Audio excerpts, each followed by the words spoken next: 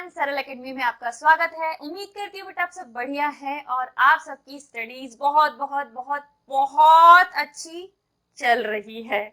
Festival time है, I know कि आप लोग का दिमाग इधर उधर घूम रहा होगा, बट कोई नहीं, फेस्टिवल भी एंजॉय करना और पढ़ाई भी अपनी कंटिन्यू रखना, क्योंकि अब 2 मंथ बस बचे हैं आपके पास। अब भी हाफ ईयरली एग्जाम आने वाले हैं, उसके बाद हमें क्या बोलते हैं प्री बोर्ड एग्जाम भी देना पड़ सकता है, फिर उसके बाद फाइनल एग्जाम आपका फरवरी में है। तो जल्दी जल्दी पैकअप करो, ठीक है।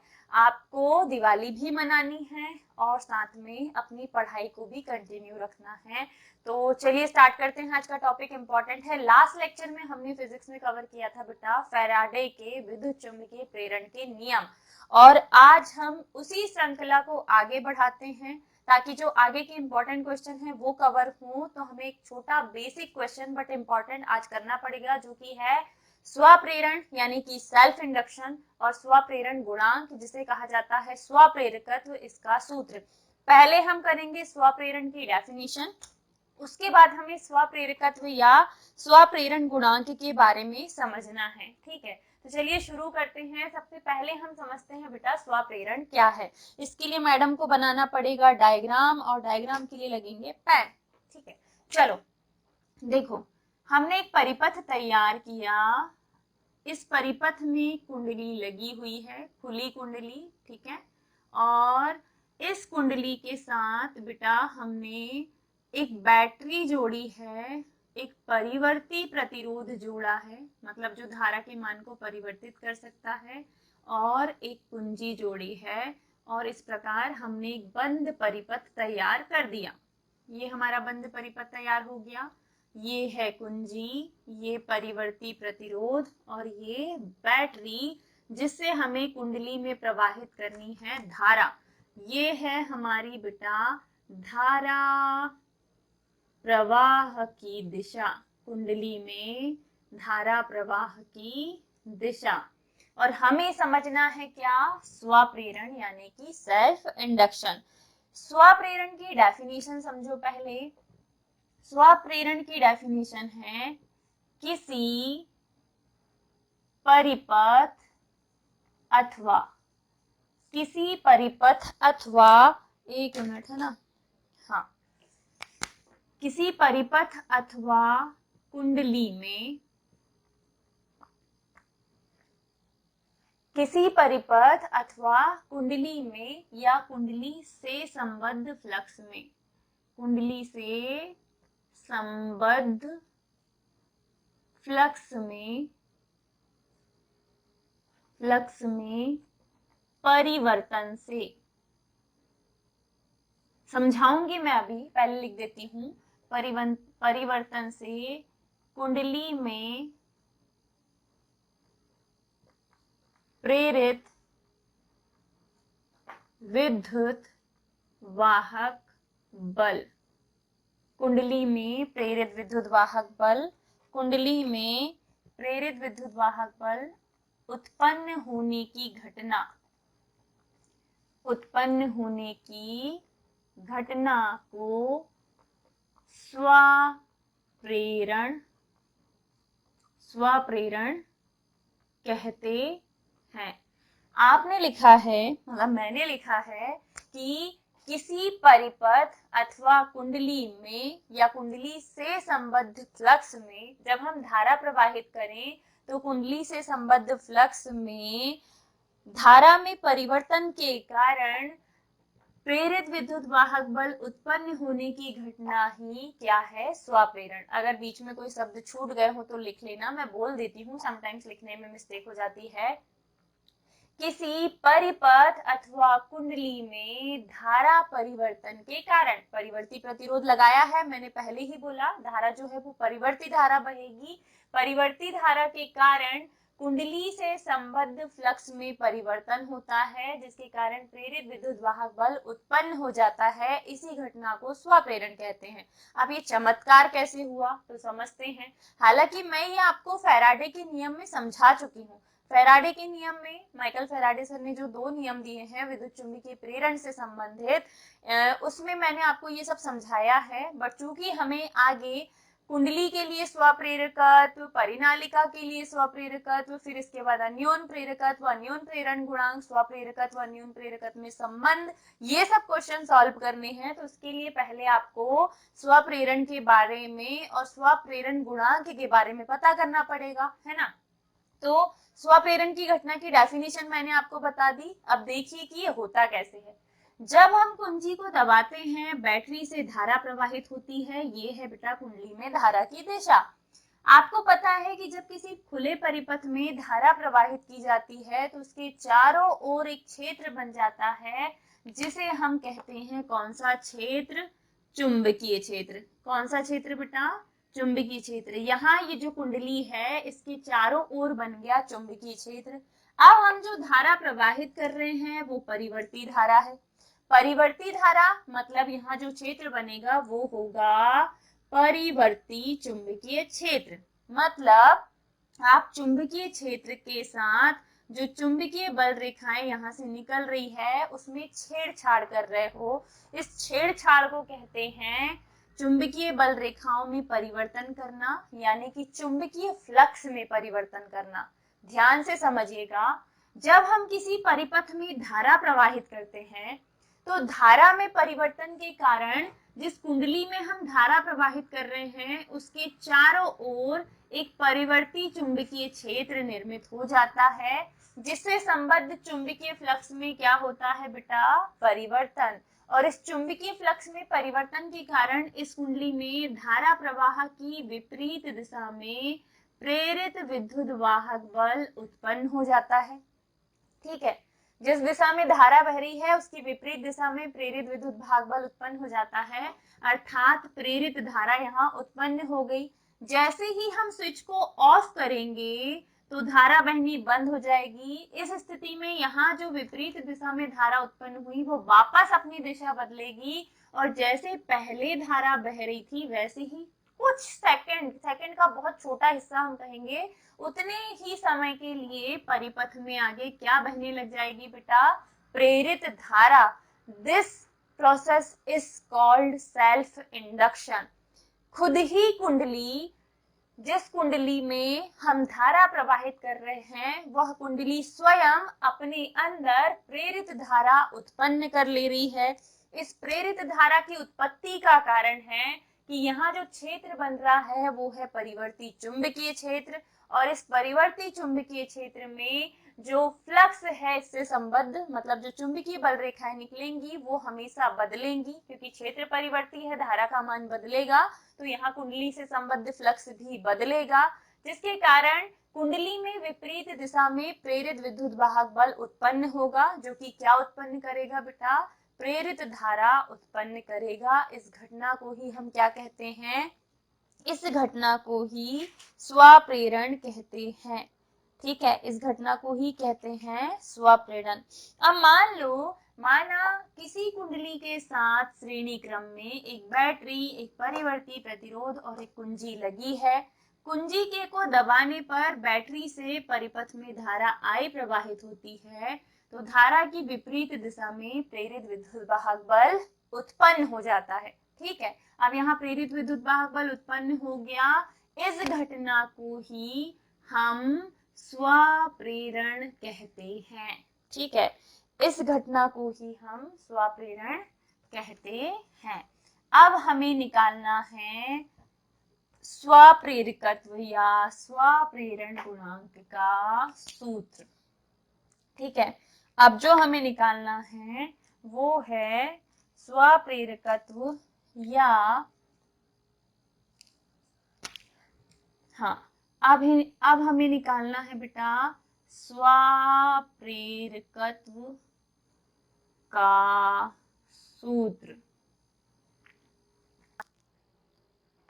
अब हम समझेंगे स्वप्रेरकत्व यानी कि स्वप्रेरण गुणांक का सूत्र। ये जो स्वप्रेरकत्व है या स्वप्रेरण गुणांक है बेटा, इसे दर्शाया जाता है L से। ठीक है, अब मैं बताऊंगी कैसे। अभी के लिए देखो, परिपथ आपके सामने है, स्वप्रेरण की डेफिनेशन आपको पता है। अब यहाँ जो फ्लक्स उत्पन्न हो रहा है, जिसके कारण यहाँ जिस फ्लक्स में परिवर्तन हो रहा है, जिसके कारण यहाँ क्या उत्पन्न हो रहा है? प्रेरित विद्युत वाहक बल वो फ्लक्स में फ्लक्स में जो है परिवर्तन वो किसके कारण हो रहा है, धारा प्रवाहित करने के कारण। किसके कारण, धारा प्रवाहित करने के कारण। तो आप कह सकते हो कि ये जो फ्लक्स में परिवर्तन है, फ्लक्स में परिवर्तन है वो प्रवाहित धारा के क्या होगा, समानुपाती। धारा प्रवाहित करोगे फ्लक्स में परिवर्तन होते रहेगा, धारा का प्रवाह बंद, फ्लक्स में परिवर्तन होना भी बंद। फ्लक्स को दर्शाते हैं फाई से, धारा को दर्शाते हैं आई से। समानुपाती का निशान हटाने पर बराबर में नियतांक आता है L इंटू में I। यहाँ जो L है वही है बेटा स्वप्रेरकत्व या स्वप्रेरण गुणांक। अगर ये स्वप्रेरकत्व नियतांक है तो I का कर दीजिए पक्षांतर, फाई के बटे में I बराबर होगा L या L बराबर फाई अपॉन I। ये जो आया है L बराबर फाई अपॉन I, यही स्वप्रेरकत्व का सूत्र है या स्वप्रेरण गुणांक का सूत्र है। ठीक है, अब अगर ये स्वप्रेरण गुणांक है तो आप लिखोगे यहाँ L एक नियतांक है जिसे स्वप्रेरकत्व या स्वप्रेरण गुणांक कहते हैं। आपने अगर फैराडे का नियम अच्छे से पढ़ा है ना मेरे से, तो आपको ये चीज समझने की जरूरत ही नहीं पड़ेगी, इजीली समझ में आ जाएगी। देखो यहाँ फ्लक्स में जो परिवर्तन हुआ बेटा, जितना भी फ्लक्स उत्पन्न हुआ वो किसके कारण हुआ, धारा प्रवाहित करने के कारण। तो फ्लक्स समानुपाती होगा धारा के, यानी कि फाई समानुपाती होगा आई के। अब फाई समानुपाती आई के, तो समानुपाती का निशान हटाने पर बराबर में आता है नियतांक। यहाँ जो हम नियतांक ले रहे हैं वो है L। L ही स्वप्रेरकत्व या स्वप्रेरण गुणांक है जिसका हमें सूत्र चाहिए। तो L को यही रहने दो, I का पक्षांतर करो तो L बराबर निकलेगा फाई अपॉन I। ये जो L है यही है स्वप्रेरकत्व या स्वप्रेरण गुणांक जिसका सूत्र है फाई अपॉन I। अब क्या कर सकते हैं, यहीं से लिखिए बेटा इसके SI मात्रक। किसके, स्वप्रेरकत्व या स्वप्रेरण गुणांक के SI मात्रक। तो मुझे बताओ फाई अपॉन आई में फाई का मात्रक क्या होता है, वेबर। आई का मात्रक क्या होता है, एम्पियर। तो वेबर प्रति एम्पियर जो है वो स्वप्रेरकत्व का एक मात्रक इसके फॉर्मूले से होगा, और दूसरा इसका SI मात्रक होता है हेनरी। हम हेनरी का ही इस्तेमाल करेंगे। ठीक है, स्वप्रेरकत्व का मात्रक हेनरी है और वेबर प्रति एम्पियर इसके सूत्र से ला लिए। अब यदि I बराबर 1 हो, I बराबर 1 हो, मतलब चालक में एकांक धारा बह रही हो, तो स्वप्रेरकत्व कुंडली से संबद्ध फ्लक्स के बराबर होता है। हमने लिखा है यदि एकांक धारा कुंडली में प्रवाहित हो रही हो, कुंडली में जो धारा प्रवाहित हम कर रहे हैं उसका मान एकांक हो, तो ये जो स्वप्रेरकत्व है ये इस कुंडली से संबद्ध फ्लक्स के क्या होता है, बराबर होता है। तो आज का हमारा क्वेश्चन जो था वो था बेटा स्वप्रेरण क्या है, स्वप्रेरकत्व या स्वप्रेरकत्व गुणांक का सूत्र ज्ञात कीजिए। तो सबसे पहले हमने समझा है क्या, स्वप्रेरण क्या है बेटा। स्वप्रेरण किसी परिपथ अथवा कुंडली में धारा परिवर्तन के कारण प्रेरित विद्युत वाहक बल उत्पन्न होने की घटना ही स्वप्रेरण कहलाती है। जिस कुंडली में आप धारा प्रवाहित करो उसी में फ्लक्स में परिवर्तन हो, उसी में विद्युत वाहक बल प्रेरित हो और उसी में प्रेरित धारा उत्पन्न हो, तो हम इस घटना को क्या कहेंगे, स्वप्रेरण कहेंगे। जबकि मैं आगे आपको अन्यून प्रेरण भी समझाऊंगी, इसका जस्ट उल्टा है। ठीक है, और इतना बेसिक क्वेश्चन मैडम क्यों करवा रही है, अगर ये दिमाग में आ रहा है तो बिना इसके आप किसी कुंडली किसी परिनालिका के लिए स्वप्रेरकत्व का सूत्र नहीं निकाल सकते, याद रखना। ठीक है, अब अब बारी आई थी किसकी, किसके गुणांक को क्या कहते हैं, तो जो स्वप्रेरण है उस स्वप्रेरण के गुणांक को ही हम कहते हैं स्वप्रेरण गुणांक, यानी कि स्वप्रेरण नियतांक या फिर स्वप्रेरकत्व। अब इसका सूत्र निकालने को बोले तो आपको पता है कि यहाँ जो फ्लक्स उत्पन्न हुआ वो इसके कारण उत्पन्न हुआ, ये नहीं होता तो ये उत्पन्न होता क्या, नहीं, तो ये दोनों एक दूसरे के क्या होंगे, समानुपाती। आपने लिखा है फ्लक्स धारा के क्या है, समानुपाती।